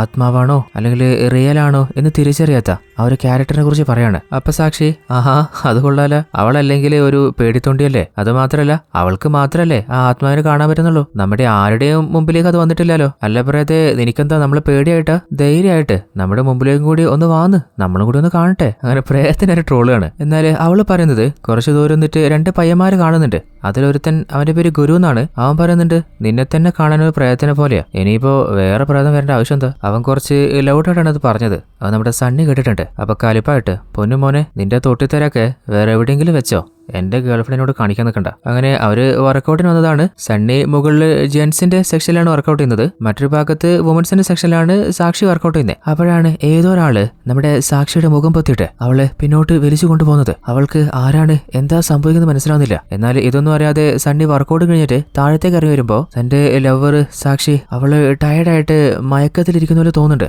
അല്ല കുറച്ച് വർക്കൗട്ട് ചെയ്തപ്പോഴത്തേക്കും തളർന്നു പോയോ? അതല്ല, എന്നെ ആരോ ഫോഴ്സ് ചെയ്ത് മുഖം പൊത്തി പിന്നിലേക്ക് വലിച്ചതാണ്, ശ്വാസം കിട്ടിയില്ല. കുറച്ചു നേരത്തെ തന്നെ ടീസ് ചെയ്ത ആ ഗുരുവില്ലേ അവനാ ഇങ്ങനെ ചെയ്തെന്ന് തോന്നുന്നുണ്ട്. ഓൾറെഡി കലിപ്പനായ സണ്ണിയുടെ പ്രഷർ കയറുകയാണ്. ആ കോപ്പെ രാവിലെ തന്നെ നിനക്ക് ഞാൻ വാണിംഗ് എന്നതാ, എന്റെ ലവറോട് ചോറിയിരുന്നെന്ന് നിനക്ക് പറഞ്ഞാൽ മനസ്സിലാവില്ലല്ലേ. അങ്ങനെ അവനെടുത്ത് പഞ്ഞു കിടന്നുണ്ട്. അപ്പോ അവന്റെ കൂട്ടാളികൾ നോക്കി വെക്കോ, അവരും സണ്ണിയുടെ നേരെ പാഞ്ഞു വരികയാണ്. നമ്മുടെ ഹീറോ എല്ലാത്തിനും എടുത്ത് പഞ്ഞു കിടന്നുണ്ട്. അതേ സമയത്ത് മറ്റൊരു ഭാഗത്ത് നമ്മുടെ ദർശന്റെ വീട്ടില് ഇപ്പോ ദർശൻ ഒറ്റയ്ക്കല്ലേ, ദീക്ഷ അവളുടെ വീട്ടിൽ പോയില്ലേ. അപ്പോഴാണ് പെട്ടെന്ന് ആരോ കോളിംഗ് ബെൽ അടിക്കുന്നത്. അല്ല ഇതിപ്പോ ആരായിരിക്കും? ഇനി ദീക്ഷ തിരിച്ചു വന്നതാ. പുറത്ത് നോക്കുമ്പോ ആരൊരാള് ഒരു ഗിഫ്റ്റോടെ വെച്ചിട്ട് പോയിട്ടുണ്ട്. ആഹാ ഇത് കൊള്ളാല. ഒരു ക്യൂരിയോസിറ്റിയോട് കൂടി അത് ഓപ്പൺ ചെയ്ത് നോക്കുമ്പോ അതിന്റെ ഉള്ളില് ഒരു മഗ്ഗാണ്, അതുപോലെ ഒരു ന്യൂസ് പേപ്പറില്ലേ ചുരുട്ടിയിട്ടുണ്ട്. ആ ഒരു പേപ്പറിലെ ന്യൂസ് കണ്ടപ്പോ അവന് ചെറുതായിട്ട് ഭയം വന്ന് തന്റെ ഫ്രണ്ട് സണ്ണിയും സാക്ഷിയും വിളിക്കാണ്. എന്നിട്ട് അവരോട്, എടാ എനിക്കിങ്ങനെ ഒരു ഗിഫ്റ്റ് വീട്ടിൽ വന്നിട്ടുണ്ടായിരുന്നു, അതില് ഒരു പത്രക്കടലാസ് ഉണ്ടായിരുന്നു, അതില് ഒരു ന്യൂസ് കണ്ട് ഞാൻ ഷോക്കായി പോയി. അപ്പൊ സണ്ണി, എന്ത് ന്യൂസാടാ? അതായത് നമ്മളൊന്ന് ട്രാവൽ ചെയ്ത് പോയില്ലേ എന്റെ ചെറിയമ്മയുടെ വീട്ടിലേക്ക്, ആ ഒരു മായവനത്തില് ഒരു കൊലപാതകം നടന്നിട്ടുണ്ടെന്നും അതിന്റെ പിന്നില് കാറില് ആ വഴി ട്രാവൽ ചെയ്ത 4 ആളുകളാണെന്നാണ് ഉണ്ടായിരുന്നത്. ആ ന്യൂസിൽ സംഭവിച്ച പോലെ നമ്മളന്ന് അങ്ങോട്ട് ട്രാവൽ ചെയ്തിരുന്നില്ലേ, അപ്പോൾ നമ്മുടെ കാറിൽ ഒരു ഡെഡ് ബോഡിയും കണ്ടില്ലേ, അത് റോഡിൽ ഉപയോഗിച്ച് നമ്മൾ വന്നതല്ലേ. ആ പത്ര കട്ടിങ്ങിലെ അതേ വ്യക്തിയുടെ ഫോട്ടോ ആണ് ഉണ്ടായിരുന്നത്. ഇനിയിപ്പോ അന്ന് ബോഡി നമ്മൾ ഉപയോഗിച്ച് വന്നില്ലേ, അത് ആരെങ്കിലും കണ്ടതാണോ? ന്യൂസിൽ പറയുന്ന ആ ഒരു 4 പേര്, അവരുടെ പേര് വരെ നമ്മുടേതാണ്. ഇനിയിപ്പോ വേറെ ആരെങ്കിലും മറന്നിരുന്ന കാഴ്ച കണ്ടിട്ട് നമ്മളെ ഭയപ്പെടുത്താൻ നോക്കുന്നതാണെങ്കിലോ? അത് കേട്ടപ്പോ സാക്ഷി പറയുന്നുണ്ട്, നിന്റെ ലവർ ദീക്ഷയില്ലേ, അവൾ അവിടെ നിന്ന് വന്നതിന് ശേഷം എന്തൊക്കെയോ കണ്ട് പേടിക്കുന്നുണ്ട്. പേടിക്കുന്നില്ലേ? എന്നിട്ട് അവളുടെ വീട്ടിലേക്ക് പോകുമ്പോൾ നിന്നെ വെല്ലുവിളിച്ചല്ലേ പോയത്? നിങ്ങളും ഇതുപോലെ പലതും അനുഭവിക്കുന്നു. അപ്പോൾ അന്ന് ട്രാവൽ ചെയ്യുമ്പോൾ നമ്മുടെ കൂടെ ദേഷ്യം ഉണ്ടായിരുന്നില്ലേ? അവൾക്ക് മാത്രമേ ഈ സംഭവങ്ങളൊക്കെ അറിയുള്ളൂ. അപ്പൊ ചിലപ്പോൾ നമ്മളൊന്ന് പേടിപ്പിക്കാനായിട്ട് അവള് തന്നെ ആയിരിക്കും ഈ ന്യൂസ് കൊടുത്തിട്ടുണ്ടാവുക. അവൾക്കത് ഈസിയാണ്, കാരണം അവളൊരു ജേർണലിസ്റ്റ് സ്റ്റുഡന്റ് അല്ലേ. ചിലപ്പോൾ ഇത് മെയിൻ പത്രങ്ങളൊന്നും വന്നിട്ടുണ്ടാവില്ല. നിന്റെ ബർത്ത്ഡേ വരാൻ പോവല്ലേ, അപ്പോൾ നിന്നെ ഒന്ന് പേടിപ്പിക്കാൻ ഇടക്ക് നീയും പ്രാങ്ക് കൊടുക്കുന്നില്ലേ. അപ്പൊ അതിനു വേണ്ടിയിട്ട് അവള് ഫേക്ക് ആയിട്ട് ഒരു പേപ്പറിൽ അടിച്ചിട്ട് നിനക്കൊരു ചെറിയ ഗിഫ്റ്റും തന്ന് അതിന്റെ കൂടെ നിനക്ക് അയച്ചതായിരിക്കും. സാക്ഷി പറയുന്ന കാര്യങ്ങൾ വളരെ ക്രിസ്പ് ആൻഡ് ക്ലിയർ അല്ലേ? ദീക്ഷയെ കുറച്ചൊന്നുമല്ല, കുറച്ചധികം ഇവര് ടീസ് ചെയ്യാൻ ട്രൈ ചെയ്തിട്ടുണ്ടല്ലോ. അപ്പൊ ചിലപ്പോ സാക്ഷി പറഞ്ഞ പോലെ തന്നെ ആയിരിക്കും സംഭവം എന്ന് ദക്ഷനും തോന്നുകയാണ്. ദീക്ഷ അവൾ ആള് കൊള്ളാല, നമ്മളെ മൂന്നാളെയും പേടിപ്പിക്കാന് അവൾ ഇത്രക്ക് മാസ്റ്റർ മൈൻഡ് ആയിട്ട് ഒരു പ്ലാൻ ഉണ്ടാക്കിയിട്ടുണ്ടെങ്കിൽ അവൾ അമ്മയും അച്ഛനെ കണ്ടിട്ട് നാട്ടിൽ നിന്ന് തിരിച്ചു വരില്ലേ. അപ്പോൾ നമുക്കും അവൾക്ക് ഇതിലും കുറച്ച് സ്ട്രോങ് ആയിട്ടുള്ള ഒരു പ്രാങ്ക് കൊടുക്കണം. അപ്പൊ അവര് ചോദിക്കുന്നുണ്ട്, അല്ല നീ എന്താ പ്ലാൻ ചെയ്യുന്നത്? എങ്ങനെ ഇപ്പൊ ഇത് വർക്കൗട്ട് ആക്കുക? അപ്പൊ സണ്ണിയോട് അവൻ പറയുന്നുണ്ട്, സണ്ണി നീ ഒരു കാര്യം ചെയ്യണം. അവള് നാട്ടിൽ നിന്ന് വരുമ്പോ അവളെ തട്ടിക്കൊണ്ടു പോകാനായിട്ട് ഒരു മാസ്ക് മാനെ പോലെ മുഖമൂടിയൊക്കെ ധരിച്ചിട്ട് നീ വന്നിട്ട് അവളെ തട്ടിക്കൊണ്ടു പോകുന്നല്ലേ, ഒന്നങ്ങ് പേടിപ്പിച്ചാൽ മതി. ആയിക്കോട്ടെ. അങ്ങനെ കുറച്ച് ദിവസത്തിന് ശേഷം നമ്മുടെ ദീക്ഷയെ അവളുടെ വീട്ടിൽ നിന്ന് നമ്മുടെ ദക്ഷനില്ലേ കൂട്ടിക്കൊണ്ട് വരികയാണ്. അങ്ങനെ കാറിൽ വന്നുകൊണ്ടിരിക്കുമ്പോ പെട്ടെന്ന് അവൻ പറയുന്നുണ്ട്, എനിക്ക് യൂറിൻ പാസ് ചെയ്തിട്ടില്ലെങ്കിൽ ശരിയാവില്ല, ഞാനൊന്ന് പോയിട്ട് വരാം, ഒരു 2 സെക്കൻഡ്. ആയിക്കോട്ടെ. അങ്ങനെ ദീക്ഷ ഒറ്റ കരിക്കുമ്പോ ഇല്ലേ അങ്ങോട്ടേക്ക് മുഖംമൂടി ധരിച്ചു വരുത്തനില്ലേ കയ്യിലൊരു ചെയിൻസോ മെഷീനായിട്ട് വരികയാണ്. ആ ഒരു കാഴ്ച അവള് നേരിട്ട് കാണുന്നുണ്ട്. വല്ലാതെ ഭയന്നു പോണ്. അവൻ എതിലേനി വരാൻ പോകുന്നത്. അവള് ഭയന്നിട്ട് കാറിൽ നിന്ന് പുറത്തിറങ്ങി അവനെ നോക്കുമ്പോ അവനെ ഒരു സമയത്ത് കാണുന്ന സ്ഥലത്തല്ല അടുത്ത സമയത്ത് കാണുന്നേ ഓരോ സ്ഥലത്തേക്ക് മാറി മാറി പോവാണ്. അല്ല എന്താ സംഭവിക്കുന്നേ? അവള് വല്ലാതെ ഭയന്നിട്ട് വേഗം തന്നെ കാറിന്റെ ഉള്ളിൽ കയറി തന്റെ ലവർ ദക്ഷനെ വിളിക്കുകയാണ്. അല്ല നീ ഇത് എവിടെയാ? അപ്പോൾ ദക്ഷനാണെങ്കിൽ കുറച്ച് ദൂരെ മാറിയിട്ട് ഒരു സ്ഥലത്ത് ഇരിക്കുകയാണ്. അല്ല ദീക്ഷ, ഞാൻ യൂറിൻ പാസേ വന്നില്ലേ, അത് കഴിഞ്ഞപ്പോഴാണ് സിഗരറ്റ് തീർന്നാരി ഓർത്തെ. അപ്പൊ അത് വാങ്ങാൻ ഞാൻ കുറച്ച് ഇപ്പുറത്ത് ഒരു കടയിലുണ്ട്, സിഗരറ്റൊക്കെ പിന്നെ വാങ്ങാം, നീ വേഗം വാ. അവള് പേടിച്ച് പറഞ്ഞുകൊണ്ടിരിക്കുകയാണ്. അപ്പോഴാണ് മുഖംമൂടി ധരിച്ച ആ ഒരു ചെയിൻസോ മിഷൻ കയ്യിൽ വെച്ചൊരുത്തനില്ലേ അവനവളുടെ പിന്നിൽ തന്നെ ഉണ്ടായിരുന്നു. അവനവൾ ആക്രമിക്കുകയാണ്. എന്നാൽ ദക്ഷനാണെങ്കിൽ കുറച്ച് നേരം കഴിഞ്ഞിട്ട് വളരെ കാമായിട്ടാണ് അങ്ങോട്ട് വന്നോണ്ടിരിക്കുന്നത്. അപ്പോൾ ദീക്ഷയാണെങ്കിൽ മയക്കം വന്ന് കിടക്കാണ്. അവളെ ഞെട്ടെഴുന്നേൽപ്പിച്ച് എന്താ പറ്റിയെന്ന് ചോദിക്കുമ്പോൾ അവള് കണ്ട കാര്യവും അവൾക്ക് സംഭവിച്ചതും പറയുന്നുണ്ട്. ഞാൻ കരുതിയത് അവനെന്നെ കൊല്ലാൻ പോണെന്നാണ്. അത് കേട്ടപ്പോ ദക്ഷനില്ലേ ഒട്ടി ചിരിച്ചുകൊണ്ട് പറയുന്നുണ്ട്, നീ പേടിച്ചു പോയാ, ഇത് നമ്മുടെ പ്ലാനാ. ആ ഒരു മുഖം മൂടിട്ട് വന്നതേ അത് വേറെ ആരുമല്ല, നമ്മുടെ സണ്ണിയില്ല അവനാ. അപ്പോഴാണ് അങ്ങോട്ടേക്ക് സണ്ണി സാക്ഷ്യം വരുന്നത്. അപ്പോ ദേഷ്യത്തിൽ ദീക്ഷ ചോദിക്കുന്നുണ്ട്, അല്ല സണ്ണി, ഇവന്റെ വാക്കും കേട്ടിട്ട് നിങ്ങൾ എന്തൊക്കെയാ ചെയ്തോണ്ടിരിക്കുന്നത്? അപ്പൊ അവനും പറയുന്നുണ്ട്, ആഹാ മോളെ, നീ കുറച്ച് ദിവസം നമ്മളെ ഒന്ന് പേടിപ്പിക്കാൻ നോക്കിയില്ലേ, അപ്പോ ഇങ്ങോട്ടൊരു പണി തരുമ്പോ അങ്ങോട്ട് ചെറുതായിട്ടും തരണ്ടേ? അന്ന് നമ്മൾ 4 പേര് മാത്രം കാട്ടിലൂടെ പോയപ്പോ ഒരാള് നമ്മുടെ കാറിൽ മരണപ്പെട്ടിരുന്നില്ലേ, ആ സംഭവം നമുക്ക് മാത്രമേ അറിയൂ. അപ്പൊ അതും വെച്ചിട്ട് ഇനിയൊരു ന്യൂസ് പേപ്പർ കാട്ടിങ് അയച്ച് നമ്മളൊന്ന് വിറപ്പിക്കാൻ നോക്കിയില്ലേ. അപ്പൊ അവള് പറയുന്നുണ്ട്, നിങ്ങൾ എന്താ പറയുന്നേ? ഞാനൊരു ന്യൂസ് പേപ്പറും ഒരു വാർത്തയും ആർക്കും അയച്ചിട്ടൊന്നുമില്ല. അപ്പൊ ഷോക്കായിട്ട് ദർശനം ചോദിക്കുന്നുണ്ട്, അല്ല നീ അയച്ചിട്ടില്ലാന്നോ? അപ്പോ ആ കാര്യങ്ങൾ വേറെ ആർക്കറിയാം? വേറെ ആരും അയച്ചിട്ടുണ്ടാവുക? അപ്പൊ സണ്ണി ഷോക്കായിട്ട് പറയുന്നുണ്ട്, അല്ല ദീക്ഷ, നീ പറയുന്ന പോലെ മാസ്ക് ഇട്ടിട്ട് ഞാൻ ആരും പേടിപ്പിച്ചിട്ടില്ല. ശരിക്ക് ദക്ഷനും നമ്മളും പ്ലാൻ ചെയ്ത കാര്യം ശരി തന്നെയായിരുന്നു. എന്നാൽ അവസാനം സാക്ഷിയാ പറഞ്ഞേ ദീക്ഷ അവള് പെട്ടെന്ന് ഭയപ്പെടുന്ന കുട്ടിയാ, അപ്പോൾ അങ്ങനെ ചെയ്യേണ്ടത്. അതുകൊണ്ട് തന്നെ ഞാൻ ആ പ്ലാന് മറന്നതാണ്, ഞാനല്ല അത് ചെയ്തേ. അപ്പോ അവര് ഷോക്കാവാണ്. അല്ല അത് നീ അല്ലെങ്കിൽ പിന്നെ ആ മാസ്ക് ഇട്ട് ഇവളെ ഭയപ്പെടുത്തിയത് അതാരായിരിക്കും? അതുപോലെ നമുക്ക് മാത്രം അറിയുന്ന ആ ഒരു ന്യൂസ് ലെറ്ററിൽ നമുക്ക് അയച്ചതാരായിരിക്കും? നമ്മള് 4 പേരല്ലാതെ ഈ ഒരു കാര്യം വേറെ ആർക്കും അറിയാം. അപ്പോ അയാളാണ് ഇതിന്റെ പിന്നില്. അങ്ങനെ അവര് സംസാരിച്ചുകൊണ്ടിരിക്കുമ്പോ ഒരു അജ്ഞാതനില്ലേ നമ്മുടെ ദീക്ഷയെ അവിടെ തട്ടിക്കൊണ്ട് പോവാണ്. നമ്മുടെയൊക്കെ ഇടയിൽ ഒരു തോന്നലുണ്ടായിരുന്നില്ലേ ഇതൊക്കെ ചിലപ്പോ ദീക്ഷയുടെ ഇല്യൂഷൻ ആയിരിക്കുന്നു. എന്നാൽ അവളെ തട്ടിക്കൊണ്ടു പോകുന്നത് അവർ ഓരോരുത്തരും കാണുന്നുണ്ട്. അവന്റെ പിന്നാലെ അവളെ രക്ഷിക്കാനായിട്ട് അവരും പാഞ്ഞു വരികയാണ്. അങ്ങനെ അവനാണെങ്കിൽ നേരെ കാട്ടിന്റെ ഉള്ളിലേക്ക് കയറിയിട്ടുണ്ട്. എന്നാൽ ഉള്ളിലേക്ക് നോക്കുമ്പോൾ അവളെയും കൊണ്ട് അവൻ എങ്ങോട്ടാ മറിഞ്ഞത് കാണുന്നില്ല. അവര് ഓരോരുത്തരും ഓരോ ഭാഗത്തേക്ക് തെരഞ്ഞു നോക്കുന്നുണ്ട്. അങ്ങനെ കുറെ നേരം ട്രൈ ചെയ്തിട്ടും ദീക്ഷയെ അവളെ കാണുന്നില്ല, അവളുടെ ഒരു ശബ്ദവും കേൾക്കുന്നുമില്ല. അവരുടെ ഉള്ളിലും നല്ല ഭയം വരുന്നുണ്ട്. അങ്ങനെ കുറച്ച് കഴിഞ്ഞപ്പോ അവര് ഒരു പാറയുള്ളൊരു ഭാഗത്തെത്താണ്. അപ്പൊ ആ പാറയിലായിട്ട് ദീക്ഷ അവളിപ്പോ മരിച്ചു കഴിഞ്ഞു. അവള് ജനിച്ചത് 1992 അവിടെ ആരോ രക്തത്തിൽ എഴുതി വെച്ചിട്ടുണ്ട്. ആ ഒരു ലെറ്റർ കണ്ടപ്പോ ദക്ഷനെ അവന് സഹിക്കാൻ പറ്റുന്നില്ല. ദീക്ഷ അവള് മരണപ്പെട്ടുവന്നോ? അവൾ എവിടെയായിരിക്കും? ആ പാറയുടെ പിന്നിൽ ഉണ്ടാവുമായിരിക്കോ? അങ്ങനെ പതി വന്ന് നോക്കുമ്പോ അവൾക്ക് ഒന്നും സംഭവിച്ചിട്ടില്ല. എന്നാല് അവള് ഭയന്നിരിക്കുന്നുണ്ട്. അപ്പൊ അവര് ചോദിക്കുന്നുണ്ട്, എന്താ ദീക്ഷ പറ്റിയേ? അവൻ ആരാന്ന് എനിക്കറിയില്ല, അവൻ എന്നെ പൊക്കിയെടുത്ത് കൊണ്ടുവരായിരുന്നു. എന്നിട്ട് ഇവിടെ ഇരുത്തിയിട്ട് അവൻ എങ്ങോട്ടോ മറഞ്ഞുപോയി. എന്നാല് അവന്റെ മുഖം ഞാൻ കണ്ടില്ല. കുറച്ചു നേരത്തെ ഞാൻ പറഞ്ഞില്ലേ ആ ഒരു മാസ്ക് മാൻ ചിലപ്പോൾ അവൻ തന്നെയായിരിക്കും. അപ്പോ സണ്ണിയും പറയുന്നുണ്ട്, അങ്ങനെയാണെങ്കിൽ അവൻ അധിക ദൂരം എവിടെയും പോലും ഉണ്ടാവില്ല, ഇവിടെ അടുത്ത് എവിടെയെങ്കിലും തന്നെ ഉണ്ടാവും. എന്റെ ഫ്രണ്ടിന്റെ മേലെ ആര് കൈവച്ചാലും ഇനി അവൻ ഏത് കൊമ്പത്തുള്ളവനാണെങ്കിലും അവനെ ഞാൻ വെറുതെ വിടില്ല. ആ കോപ്പെ പൊന്നു പൊന്നുമോനെ നീ എവിടെ വിളിച്ചിരിക്കുന്നുണ്ടെങ്കിലും നീ ആണാണെങ്കിൽ ധൈര്യം ഉണ്ടെങ്കിലും മുമ്പിൽ വാടാ അങ്ങനെ അലറി വിളിക്കുന്നുണ്ട്. എന്നാൽ മറുഭാഗത്ത് നിന്ന് ഒരു റിയാക്ഷനും ഇല്ല. അങ്ങനെ ആരും വരുന്ന കാണാതെ ഇപ്പോ ദക്ഷൻ പറയുന്നുണ്ട്, സണ്ണി എനിക്ക് തോന്നുന്നത് അവൻ ചിലപ്പോൾ ഇതൊക്കെ ചെയ്യുന്നത് നമ്മുടെ അടുത്തുനിന്ന് പൈസ കിട്ടാനായിരിക്കും. കുറച്ച് നാളായില്ലേ ഈ ഒരു ടെൻഷൻ തുടങ്ങിയിട്ട്. അവന് പ്രതീക്ഷിക്കുന്ന പോലെ പൈസയും കൊടുത്തേക്കാം, എന്നാലെങ്കിലും പിന്നെ സമാധാനം ഉണ്ടാവല്ലോ. അപ്പോ സണ്ണി ചോദിക്കുന്നുണ്ട്, നീ എന്താ പറയുന്നേ? ധൈര്യമുള്ളവനാണ് മുമ്പിൽ വരട്ടെ, അല്ലാതെ ഇതുപോലെ ഒരുത്തിന് എന്തിനാടാ നമ്മൾ പൈസ കൊടുക്കുന്നത്? എന്നാലും ദർശൻ വിടാളിയാ, പൈസ കൊടുത്താൽ തീരാണെങ്കിൽ അങ്ങ് തീരട്ടെ. അപ്പോൾ സണ്ണി ചോദിക്കുന്നുണ്ട്, പൈസ കൊടുക്കാന്ന് പറയുന്നുണ്ടല്ലോ, അവൻ എന്തായാലും ചെറിയ പൈസ ചോദിക്കാൻ സാധ്യതയില്ല. അപ്പൊ ആ പൈസയൊക്കെ ആരാ കൊടുക്കുക? നീ കൊടുക്കുവോ? ഇപ്പൊ തന്നെ നിനക്ക് കുറേയധികം കടമില്ലേ? അതായത് ഇവരുടെ കൂട്ടത്തില് അത്യാവശ്യം പൈസ ഉള്ളത് നമ്മുടെ സണ്ണിയുടെ അടുത്താണ്. ഇനിയിപ്പോ അവൻ അത് ഉദ്ദേശിച്ചാണോ പറഞ്ഞത് കരുതിയിട്ടാണ് സണ്ണി അങ്ങനെ ചോദിക്കുന്നത്. അപ്പൊ ദക്ഷൻ, നീ എന്താ കരുതിയേ? നിന്നോട് ഞാൻ പൈസ ചോദിക്കുന്നു? നിന്റെ ഒരു രൂപ പോലും എനിക്ക് വേണ്ട. ഇവളെ എന്റെ ലവറല്ലേ, ഇവളെ എങ്ങനെ രക്ഷിക്കേണ്ടതെന്ന് എനിക്കറിയാം. ഞാൻ വേറെ എവിടുന്നെങ്കിലും ഉണ്ടായിക്കോളാം, എന്റെ കാര്യം ഞാൻ നോക്കിക്കോളാം എന്ന് പറഞ്ഞിട്ട് തന്റെ ലവറേയും കൂട്ടിട്ട് ദേഷ്യത്തില് അവിടുന്ന് പോവാണ്. അങ്ങനെ നേരെ അവരുടെ വീട്ടിലേക്ക് എത്തിയിട്ട് ദീക്ഷയോട് പറയുന്നുണ്ട്, ദീക്ഷ ഇതാരോ പൈസക്ക് വേണ്ടിയിട്ട് തന്നെയാ ചെയ്യുന്നത്. കാരണം ഇതുവരെ നിന്നെ അവൻ അപായപ്പെടുത്തിയിട്ടില്ല. നീ വീട്ടിൽ വെച്ച് കണ്ടെന്ന് പറഞ്ഞപ്പോഴും അതുപോലെ കാറിൽ ആ ഒരു ചെയിൻസോ മിഷനായിട്ട് വന്നിട്ടും പിന്നെ നിന്നെ തട്ടിക്കൊണ്ടു പോയിട്ടും അവനൊരു ചെറിയ മുറി പോലും നിന്റെ ശരീരത്തിലാക്കിയിട്ടില്ല. അപ്പോ അവന്റെ ഉദ്ദേശം നിന്നെ അപായപ്പെടുത്താനല്ല, പൈസ തന്നെയാ. അവ പൈസ കൊടുത്താൽ ഈ പ്രശ്നം തീരുമെങ്കിൽ ഞാൻ എവിടെന്നെങ്കിലും പൈസ കളക്ട് ചെയ്യാൻ പറ്റും നോക്കട്ടെ. അവൻ എന്തായാലും നിന്നെ ഉപദ്രവിക്കില്ല, അതുകൊണ്ട് ധൈര്യമായിട്ട് വീട്ടിലിരുന്നു. അങ്ങനെ ദീക്ഷ അവൾ ഒറ്റയ്ക്കല്ലേ വീട്ടിലുള്ള. അപ്പോഴാണ് ഒരു ഫോൺ കോൾ വരുന്നത്. ആരാ നോക്കുമ്പോ പേരില്ലാത്തൊരു പുതിയ നമ്പറാണ്. മറുഭാഗത്ത് നിന്ന് ഏതോ ഒരു അജ്ഞാതനാണ് സംസാരിച്ചുകൊണ്ടിരിക്കുന്നത്. അപ്പോ അവള് ചോദിക്കുന്നുണ്ട്, അല്ല നീ ആരാ?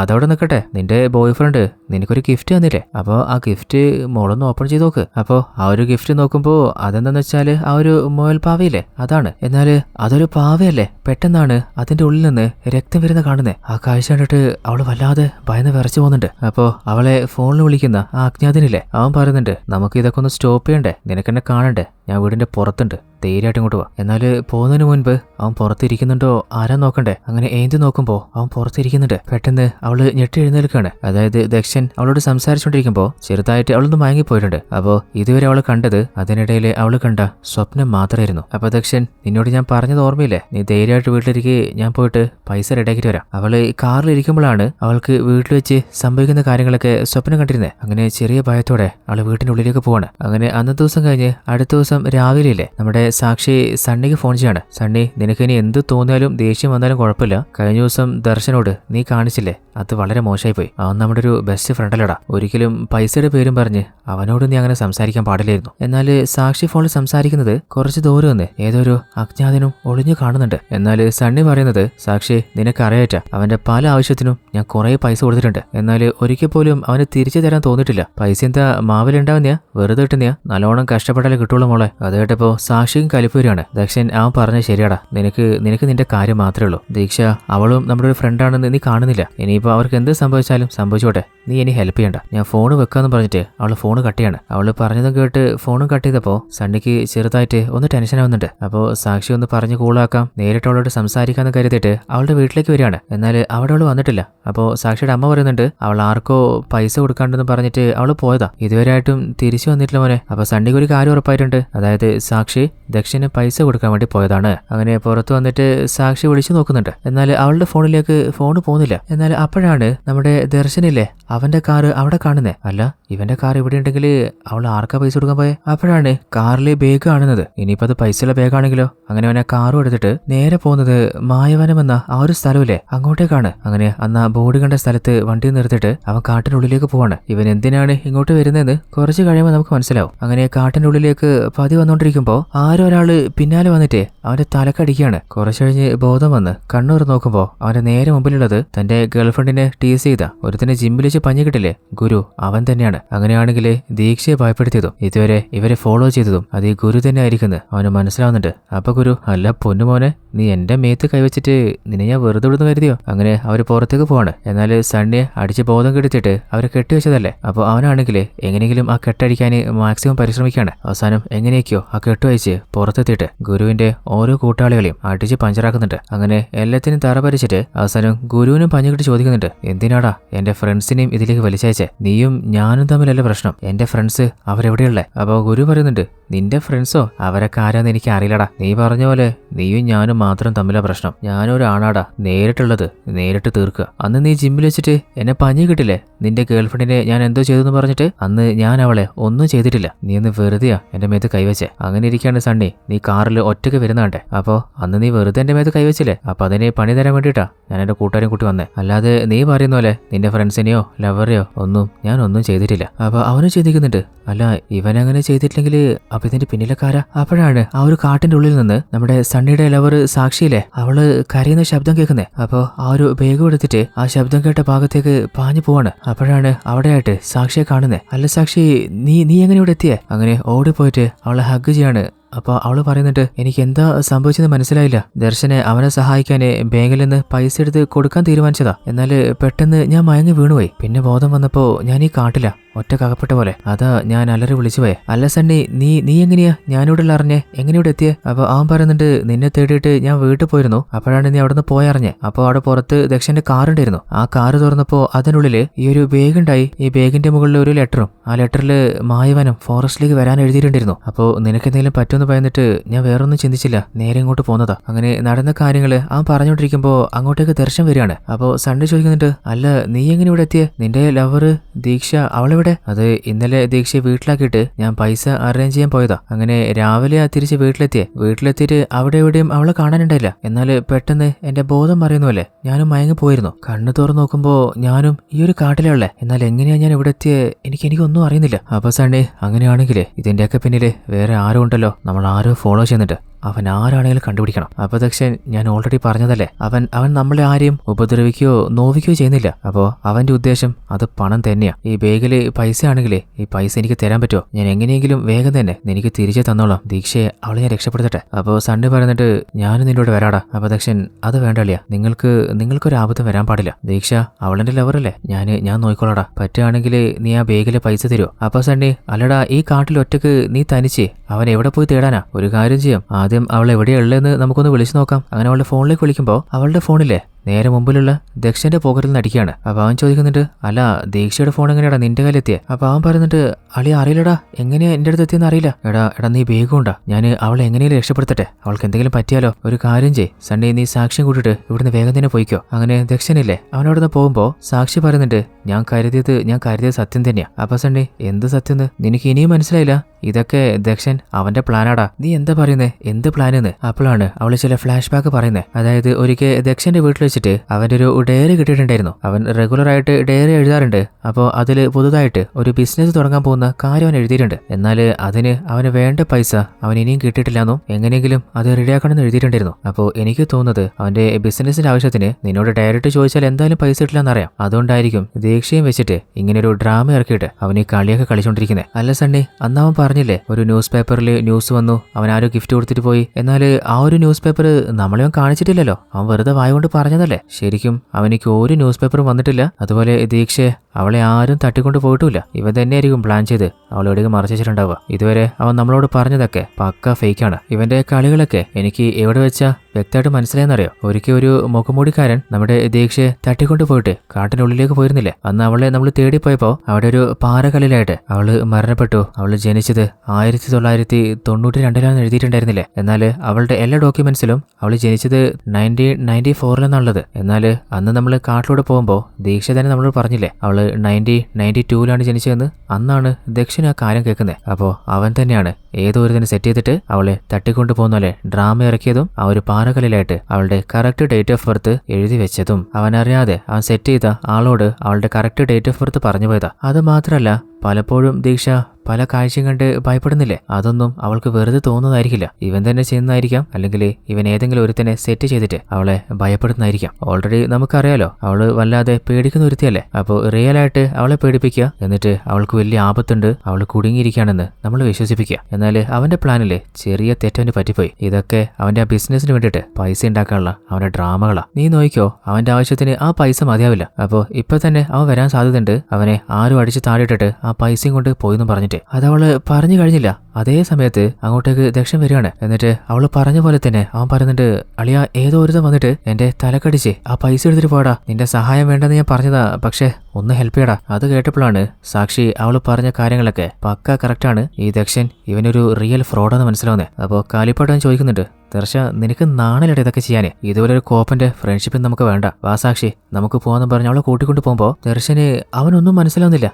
ഇവനിതെന്താ പറയുന്നേ, ഇവനെന്താ പറ്റിയേ? അങ്ങനെ സണ്ണിയും സാക്ഷിയും കുറച്ച് ദൂരെ നടന്നെത്തിയപ്പോ അവൻ ചോദിക്കുന്നുണ്ട്, പണത്തിന് വേണ്ടിയിട്ട് ഒരുത്തൻ ഇങ്ങനെയൊക്കെ ചെയ്യോ? ഇത്രയും നാളും എന്റെ ചങ്ക് പോലെ ഒരു ഫ്രണ്ടായിട്ട് കൊണ്ടുവന്നിട്ട് അവന് കാര്യങ്ങൾ പറഞ്ഞാൽ പോരായിരുന്നോ? ഇങ്ങനെ ഒരു നാരത്തരം കാണിക്കേണ്ട എന്താ ആവശ്യമായിരുന്നു? അപ്പൊ സാക്ഷി അതവന്റെ ക്യാരക്ടർ ആയിരിക്കും, നീ വിടത്. അപ്പോഴാണ് ദക്ഷന്റെ സൗണ്ട് കേൾക്കുന്നത്, സണ്ണി അളിയ ഞാൻ അവനെ പിടിച്ചറാ. അപ്പോഴാണ് ആ ഭാഗത്തേക്ക് സണ്ണി നോക്കുമ്പോ അവൻ പറഞ്ഞ പോലെ തന്നെ ഏതോ ഒരുത്തനെ ലോക്ക് ചെയ്തിട്ടുണ്ട്. അവന്റെ കയ്യിൽ തന്നെയാണ് ആ ഒരു ബാഗും ഉള്ളത്. അല്ല ദക്ഷൻ സെറ്റ് ചെയ്ത ആളാണെങ്കിൽ അവൻ തന്നെ അവനെ പിടിക്കില്ലല്ലോ. കാരണം സണ്ണി ചിലപ്പോ പഞ്ഞു കിട്ടിട്ട് അവനോട് ചോദിച്ചാൽ കാര്യം പറയില്ലേ? അങ്ങനെയാണെങ്കിൽ അവനെ രക്ഷിക്കണല്ലോ. അങ്ങനെ രണ്ടുപേരും കൂടി ആ ഒരു സ്ഥലത്തേക്ക് എത്തുകയാണ്. അതിനുള്ളിൽ അവനില്ലേ ദക്ഷനെ അടിച്ച് താഴെയിട്ടിട്ട് അവിടുന്ന് ഓടി രക്ഷപ്പെടാൻ നോക്കുകയാണ്. എന്നാൽ സണ്ണിയില്ലേ അവനെ ബ്ലോക്ക് ചെയ്തിട്ട് അവന്റെ മുഖമൊക്കെ മറിച്ചിട്ടുണ്ടായിരുന്ന ആ ഒരു ഷാള് വലിച്ചു ഊരുകയാണ്. അപ്പോഴാണ് ആ ഒരു അജ്ഞാതനിലെ അവൻ ആരായിരുന്നു എന്ന് മനസ്സിലാവുന്നത്. അത് വേറെ ആരുമല്ല, കഥയുടെ ആരംഭത്തില് ഇവര് കാറിൽ ലിഫ്റ്റ് കൊടുത്ത ഒരു മൊട്ടയില്ലേ അവൻ തന്നെയാണ്. അവന്റെ ഒരു മുഖത്തിന്റെ ഭാഗം നമ്മുടെ ഹീറോ സണ്ണി ഇടിച്ച് പഞ്ചറാക്കിയതല്ലേ. അപ്പൊ കാലിഫിൽ ചോദിക്കുന്നുണ്ട്, ടാ കോപ്പെ ഇതിന്റെയൊക്കെ പിന്നെ നീയാണോ? ആടാ ഞാൻ തന്നെയാ, വാടാ. അങ്ങനെ രണ്ടുപേരും പൊരിഞ്ഞ ഫൈറ്റാവാണ്. അങ്ങനെ അവസാനം ദക്ഷനും സണ്ണിയും കൂടി ആ മൊട്ടയെ അടിച്ച് പഞ്ചറാക്കി താഴെയിട്ടാണ്. എന്നിട്ട് ഡാ കോപ്പെ സത്യം പറ, എന്തിനിതൊക്കെ ചെയ്യുന്നേ? ദീക്ഷയെ അവളെ നീ എവിടെ ലോക്ക് ചെയ്തിട്ടുള്ളേ? നിങ്ങളിത് എന്താ പറയുന്നേ? ദീക്ഷയോ? എനിക്കങ്ങനെ ആരെയും അറിയില്ല. ഇപ്പോൾ കുറച്ചു മുമ്പാണ് ഈ ദക്ഷനില്ലേ ഇവന് ഈ ബാഗ് കൊണ്ട് പോകുന്നുണ്ട്. അപ്പോൾ ഈ ബാഗ് അടിച്ചിട്ട് പോകുന്നത് മാത്രമേ ഞാൻ കരുതിയുള്ളൂ. അല്ലാതെ നിങ്ങൾ പറയുന്ന പോലെ ഞാൻ ആരെയും തട്ടിക്കൊണ്ട് പോയിട്ടില്ല, ഞാൻ ഒരു കളിയും കളിച്ചിട്ടില്ല. എന്നാൽ ദർശൻ പറയുന്നുണ്ട്, പൊന്നുമോനെ ബാഗിൽ പൈസ ഉണ്ടെന്ന് ഞാൻ സണ്ണിയോട് പറയുന്നത് നീ കേട്ടിട്ടല്ലേ? അപ്പോൾ അവൻ ഞാൻ പൈസയുടെ കാര്യമൊന്നും കേട്ടില്ല, ബാഗിൽ എന്തെങ്കിലും ഉണ്ടാവുമെന്ന് കരുതിയിട്ടാ. അപ്പോൾ അവരുടെ തല പോകുന്നുണ്ട്. അല്ല ഇതുവരെ നടന്ന സംഭവങ്ങളായിട്ട് ഇവനും ബന്ധമില്ലെങ്കിൽ പിന്നെ ഇതിന്റെയൊക്കെ പിന്നിൽ ആരാ? അപ്പോഴാണ് ആ ഒരു കാട്ടില് ആരോ ഒരാള് ആ ചെയിൻസോ മെഷീനില്ലേ അത് യൂസ് ചെയ്യുന്ന ശബ്ദം കേൾക്കുന്നേ. അപ്പോൾ മൊട്ടയില്ലേ അവിടെ നിന്ന് എങ്ങോട്ട് പോവാണ്. അപ്പൊ ആ ശബ്ദം കേട്ട ഭാഗത്തേക്ക് നമ്മുടെ ദക്ഷനും സണ്ണിയും പോവാണ്. അപ്പോഴാണ് അവിടെ മുഖംമൂടി ധരിച്ച ഏതോ ഒരുത്തനെ കാണുന്നത്. അവന്റെ കയ്യില് ആ ഒരു മെഷീനും ഉണ്ട്. അത് വെച്ചിട്ട് അയാളില്ലേ ഇവരുടെ നേരേക്ക് പാഞ്ഞു വരികയാണ്. എന്നാൽ നമ്മുടെ പയ്യന്മാര് രണ്ടുപേരും അങ്ങനെ എങ്ങനെയൊക്കെ സ്റ്റോപ്പ് ചെയ്യാൻ നോക്കുന്നുണ്ട്. അവസാനം അയാൾ അടിച്ച് താഴെട്ടിട്ട് ആ ഒരു മെഷീനെ തള്ളി താഴെട്ട് അയാളെ പൂട്ടുകയാണ്. ഈ ഒരു മുഖംമൂടിനുള്ളിൽ ആരാന്നറിയണ്ടേ. അങ്ങനെ എങ്ങനെയൊക്കെയോ അത് പിടിച്ചു വലിച്ച് ഊരി നോക്കുമ്പോ അത് വേറെ ആരുമല്ല, കഥയുടെ ആരംഭത്തില് ഇവര് കാറിൽ ഒരാൾ മരണപ്പെടാതെ കണ്ടില്ലേ അതേ വ്യക്തി തന്നെയാണ്. അപ്പൊ അവര് ചോദിക്കുന്നുണ്ട്, അല്ല അന്നപ്പോ നീ ചത്തില്ലല്ലേ? അപ്പോ അയാള് പറയുന്നുണ്ട്, ചത്തിരില്ലടാ, നിന്നെ എല്ലാത്തിനെയും കൊല്ലാൻ പോവാ. അങ്ങനെ വീണ്ടും അവർ അറ്റാക്ക് നോക്കുമ്പോ അവരയാളെ അടിച്ച് താഴെട്ടിട്ട് ഒരു കല്ലെടുത്ത് കൈപിടിച്ച് ചോദിക്കുന്നുണ്ട്, പൊന്നുമോനെ എന്തിനാണ് ഇതൊക്കെ ചെയ്യുന്നേ? സത്യം പറഞ്ഞോ? അപ്പൊ അവൻ പറയുന്നുണ്ട്, എന്റെ സ്ഥലത്തേക്ക് പോവാം, അവിടെ വെച്ച് ഞാൻ എല്ലാം പറയാം. അപ്പൊ അവരില്ലേ സാക്ഷ്യം കൂടി അങ്ങോട്ട് വിളിച്ച് അവര് മൂന്നുപേരും അവനോട് സംസാരിക്കാൻ അവൻ പറഞ്ഞ സ്ഥലത്തേക്ക് പോവാണ്. അപ്പോഴാണ് നമ്മൾ കാണുന്നത് അതേ സ്ഥലത്താണ് ദീക്ഷയുള്ള ഈ ഒരു അജ്ഞാതനില്ലേ അവന് ഇടത് കൈയില്ല. അപ്പോ അവനെ കുറിച്ച് പറയാണ്, എന്റെ പേര് ശിവ എന്നാണ്, ഞാൻ ഈ ഫോറസ്റ്റിൽ ഓഫീസറാണ്. എന്റെ ഈ കൈക്ക് എന്താ സംഭവിച്ചെന്നറിയോ? ഒരിക്കൽ ഈ ഫോറസ്റ്റിൽ വെച്ച് ചില ആളുകൾ ഇല്ലീഗലായിട്ട് മരം വെട്ടാൻ നോക്കിയപ്പോ അവരെ ഞാൻ സ്റ്റോപ്പ് ചെയ്യാൻ ട്രൈ ചെയ്തതാ. അപ്പോ അവരാണ് എന്റെ ഈ കൈ മുറിച്ചെടുത്തത്. അതില് രക്തം വാർന്ന് ബോധം കെട്ട് കിടന്നപ്പോ അവര് കരുതി ഞാൻ മരിച്ചു പോയിന്ന്. അങ്ങനെ എന്റെ ബോഡി അവര് കുഴിച്ചിടാന് കൊണ്ടുവന്നപ്പോഴാണ് ആ കാട്ടിന്റെ നടുവിലായിട്ട് ഒറ്റക്കൊരു കാറ്, അതായത് നിങ്ങളുടെ കാറ് നിൽക്കുന്നത് കാണുന്നത്. ഇനിയിപ്പോ അവര് കുഴിച്ചിടാൻ നിൽക്കുന്നത് നിങ്ങൾ കാണുന്നത് ഭയന്നിട്ടായിരിക്കും അവര് ആ ഒരു കാർ ഡിക്കിയില്ലേ എന്റെ ബോഡി ഇട്ടിട്ട് അവിടെ നിന്ന് രക്ഷപ്പെട്ടു പോയത്. അപ്പോൾ നിങ്ങൾ വന്ന് കാറും തുറന്ന് എന്റെ ബോഡി എടുത്ത് താഴെ വെച്ചിട്ട് എനിക്ക് ജീവനുണ്ടോ ഇല്ലയോ എന്ന് പോലും നോക്കാതെയല്ലേ അന്ന് അവിടുന്ന് പോയത്. എന്നാലും നിങ്ങളുടെ കാറ് മൂവായി കഴിഞ്ഞപ്പോഴാണ് എനിക്ക് ബോധം വരുന്നത്. അപ്പൊ ഞാൻ എങ്ങനെയൊക്കെ അവിടെ നിന്ന് എഴുന്നേറ്റ് എന്റെ കയ്യിലെ മുറിവിന്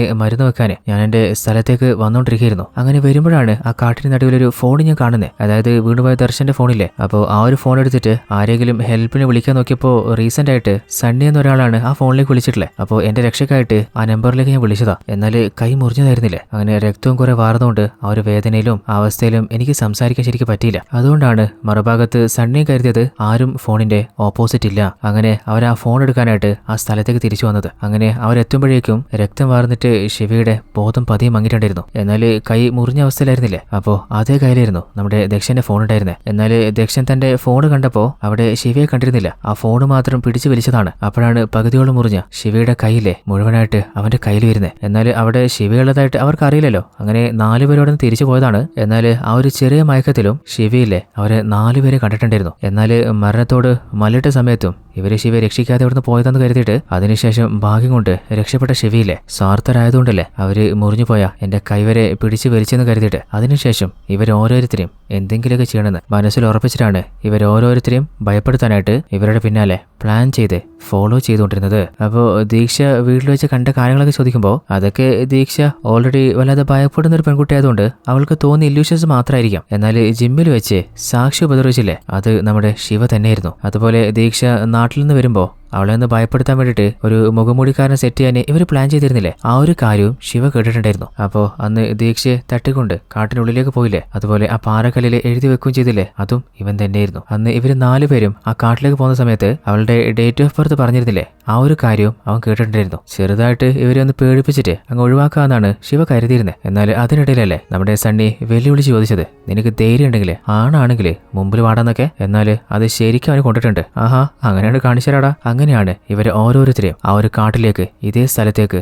തട്ടിക്കൊണ്ടുവരുന്നതും നമ്മുടെ സണ്ണിയെയും അങ്ങോട്ട് വരാനായിട്ട് ആ ഒരു ലെറ്റർ ആ കാറിൽ വെക്കുന്നതും. അപ്പോൾ അവർ 4 പേരല്ലേ, ശിവണ്ണ നിങ്ങൾക്ക് അന്ന് ആ കാറിൽ ജീവനുണ്ടോ, ശരിക്കും എന്താ സംഭവിച്ചതെന്ന് ഞങ്ങൾ ശ്രദ്ധിക്കണമായിരുന്നു. എന്നാൽ ആ പെട്ടെന്നുള്ള ഭയത്തിൽ നമുക്കതിന് പറ്റിയില്ല. അതുപോലെ ആ കാട്ടിന്റെ ഉള്ളിൽ നിങ്ങൾ കുടുങ്ങിക്കിടന്നത് നമ്മൾ കണ്ടില്ല. എന്തൊക്കെ പറഞ്ഞാലും ഞങ്ങൾ കാരണല്ലേ നിങ്ങളുടെ കൈ നഷ്ടമായതോ, ഇതൊന്നും അറിഞ്ഞുകൊണ്ട് ചെയ്തതല്ല. പറ്റുകയാണെങ്കിൽ നമ്മളോടൊന്ന് ക്ഷമിച്ചേക്ക്. അപ്പോൾ ശിവ പറയുന്നുണ്ട്, എനിക്ക് നിങ്ങളൊന്നും ചെയ്യണമെന്നൊന്നും ഉണ്ടായിരുന്നില്ല, ഒന്ന് പേടിപ്പിക്കണമെന്നുണ്ടായിരുന്നല്ലോ, നിങ്ങൾ പോയിക്കോ. അങ്ങനെ അവരൊന്നും ചെയ്യാതെ അവിടുന്ന് പറഞ്ഞയക്കാണ്. അങ്ങനെ അവർ തിരിച്ചു വരുമ്പോഴാണ് അവർ തുടക്കത്തിൽ ഏത് സ്ഥലത്താണോ ആ ഒരു ചെയിൻസോ മെഷീൻ കണ്ടത്, അതേ സ്ഥലത്ത് ഇപ്പോഴും അതേ മെഷീൻ കിടക്കാണ്. അത് കണ്ടപ്പോൾ അവർ ഷോക്കായി പോകുന്നുണ്ട്. അപ്പോൾ ദക്ഷൻ പറയുന്നുണ്ട്, അന്ന് ഇതേപോലെ തന്നെയാ ഈ മെഷീൻ കടന്നിട്ടുണ്ടായിരുന്നത്. സണ്ണി, എനിക്കൊരു കാര്യം തോന്നുന്നുണ്ട്, ഇനി ഇപ്പൊ നമ്മൾ നേരെ കാറിലേക്ക് പോകുമ്പോൾ ആ കാറിന്റെ ഡിക്കിയിൽ അന്ന് നമ്മൾ കണ്ട പോലെ ഒരു ബോഡി ഉണ്ടെങ്കിൽ ഇതുവരെ നമ്മുടെ ലൈഫിൽ നടന്നില്ലേ, ഇതേ സംഭവം ചിലപ്പോൾ പിന്നെ റിപ്പീറ്റ് ആവാൻ ചാൻസ് ഉണ്ട്. അതായത് നമ്മളൊരു ചുഴിയിൽ അകപ്പെട്ട പോലെ. അതുകൊണ്ട് നമ്മൾ ശരിക്കൊന്ന് ശ്രദ്ധിക്കണം. എന്നാലും സണ്ണി, നീ വെറുതെ എന്തെങ്കിലും പറഞ്ഞ് ഭയപ്പെടുത്താതെ നീ വാടാ. അങ്ങനെ അവർ 4 പേരും ആ കാറ് നിർത്തിയ സ്ഥലത്തേക്ക് വരുമ്പോൾ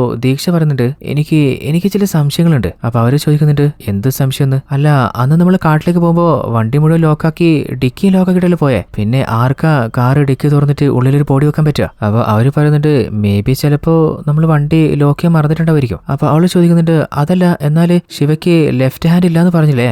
അതെ, നമ്മൾ കാണുകയും ചെയ്തതാ, അങ്ങനെ പറയുകയും ചെയ്തു ലെഫ്റ്റ് ഹാൻഡ് ഇല്ലാന്ന്. അപ്പൊ അവള് നമ്മളവിടുന്ന് തിരിച്ചു വന്നില്ലേ, ആ സമയത്ത് അയാൾ നമുക്ക് ടാറ്റ തന്നിരുന്നു. അപ്പൊ ഞാൻ തിരിഞ്ഞു നോക്കിയപ്പോ അയാള് ഇടത് കൈ കൊണ്ടാ ടാറ്റ തന്നെ. അപ്പോഴാണ് അവൾ പറഞ്ഞത് സത്യം തന്നെയാണ്, അങ്ങനെ ലെഫ്റ്റ് ഹാൻഡ് കൊണ്ട് തന്നെയാണ് അവർക്ക് ഭയ കാണിച്ചിട്ടുണ്ടായിരുന്നത്. അല്ല, അങ്ങനെ നഷ്ടപ്പെട്ടൊരു ലെഫ്റ്റ് ഹാൻഡ് എങ്ങനെയാ പെട്ടെന്ന് വന്നേ? അപ്പോൾ അവള് പറയുന്നുണ്ട്, അത് മാത്രല്ല, ഞാൻ എന്റെ ഡേറ്റ് ഓഫ് ബർത്തിനെ കുറിച്ച് പറഞ്ഞില്ലേ, ആ സമയത്ത് അങ്ങേർക്ക് എന്തായാലും ബോധം വാങ്ങിക്കൊണ്ടിരിക്കായിരുന്നില്ലേ, അങ്ങനെ ഇരിക്കുന്ന സമയത്ത് അയാൾ എങ്ങനെയാ വ്യക്തമായിട്ട് അതൊക്കെ കേൾക്കുക? ഇനിയിപ്പോ അയാള് ജീവനോട് ഉണ്ടാവില്ലേ? ചിലപ്പോ അത് ശിവയുടെ ആത്മാവാണെങ്കിലോ? അപ്പൊ അവര് ഷോക്കായി പോകുന്നുണ്ട്. അപ്പൊ ദക്ഷൻ, അല്ല നീ എന്താ പറഞ്ഞു വരുന്നേ, ഇതൊക്കെ ഒരു പ്രേത ചെയ്യുന്നോ? അതേ സമയത്താണ് ആരവരുടെ കാറിന്റെ ഡിക്കി തട്ടുന്ന സൗണ്ട് കേൾക്കുന്നത്. ആ ശബ്ദം കേട്ടിട്ട് അവര് വല്ലാതെ ഭയക്കുന്നുണ്ട്. ഇതിപ്പോ ദക്ഷൻ പറഞ്ഞ പോലെ സംഭവിക്കുകയാണോ? പതിയെ ആ കാറിന്റെ ഡിക്കിയുടെ അരികിലേക്ക് വന്നിട്ട് ആ ഡിക്കി ഓപ്പൺ ചെയ്യുമ്പോ ഇപ്പോ കാറിന്റെ ഉള്ളിലുള്ളത് നമ്മുടെ ദീക്ഷയില്ലേ, അവളുടെ ബോഡിയാണ്. ആ ഒരു കാഴ്ച കണ്ടപ്പോ ആ 3 ഫ്രണ്ട്സും ഇല്ലേ ഷോക്കായി തരിച്ചു പോന്നിട്ട്. അപ്പോ ഇത്രയും നേരം അവരുടെ കൂടെ ഉണ്ടായിരുന്ന അവരോട് കഥകളൊക്കെ പറഞ്ഞ ദീക്ഷയില്ലേ, അവളെ പെട്ടെന്ന് കാണാനില്ല. അപ്പോഴാണ് കുറച്ച് ദൂരെയായിട്ട്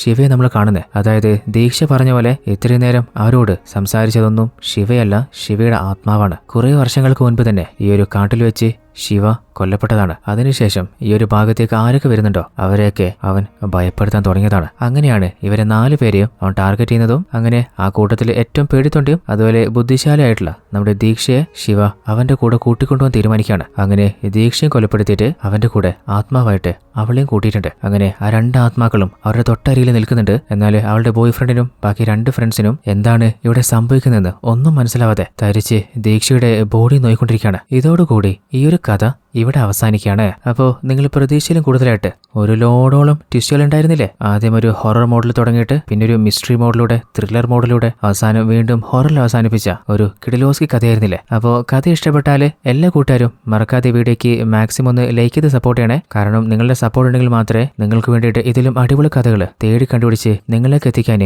ഒരു എനർജി കിട്ടുള്ളൂ. അപ്പോൾ ഇതിലും അടിപൊളി ട്വിസ്റ്റുള്ള കൊറിയൻ, ജാപ്പനീസ്, ഹോളിവുഡ്, അന്യഭാഷ സീരീസുകൾക്കും മൂവികൾക്കായിട്ട് നമ്മുടെ സീരീസ് ചാനലും അതുപോലെ സെക്കൻഡ് ചാനലും മറക്കാതെ ഇപ്പൊ തന്നെ ഒന്ന് സബ്സ്ക്രൈബ് ചെയ്ത് വെച്ചേക്കണേ. അപ്പോൾ മറ്റൊരു അടിപൊളി കഥയിൽ നമുക്ക് നാളെ കണ്ടുമുട്ടാം. അതുവരേക്കും ടാറ്റ, ബൈ ബൈ.